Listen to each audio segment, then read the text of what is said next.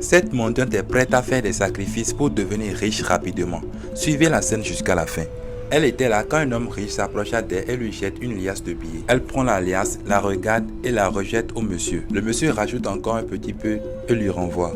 Mais la mendiante dit que l'argent n'était pas suffisant et le lui renvoie. Étonné par le comportement de la mendiante, le riche prend encore une liasse de billets et le remet à la mendiante. Mais encore une fois, elle rejette. Elle dit que l'argent s'il ne pouvait pas lui suffire. Mais qu'est-ce qu'il ne faut pas réellement avec cette mendiante? On te donne de l'argent, mais toi tu te permets le vilain luxe de refuser sous prétexte que ce n'était pas suffisant. L'homme riche lui dit alors de venir le rejoindre dans la voiture. Une fois dans la voiture, le monsieur lui demande pourquoi elle avait refusé toutes ces sommes d'argent. La mendiante ouvre encore la bouche et lui dit que l'argent n'était pas réellement suffisant et qu'elle aimerait apprendre à gagner de l'argent au lieu de quémander. Le monsieur lui demande si c'est pour cette raison qu'elle a refusé toutes ses avances.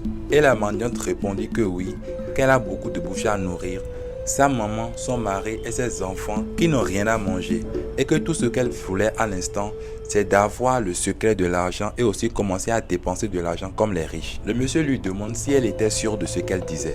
Est-ce qu'elle était vraiment sûre de pouvoir supporter le secret de l'argent? Elle dit que peu importe le travail, qu'elle est prête, vu qu'elle aussi soit en mesure de dépenser de l'argent comme les riches. Le monsieur lui demande encore une dernière fois si elle était capable de garder la bouche. Elle commence alors à jurer en disant qu'elle pourrait garder des secrets pourvu qu'elle soit riche.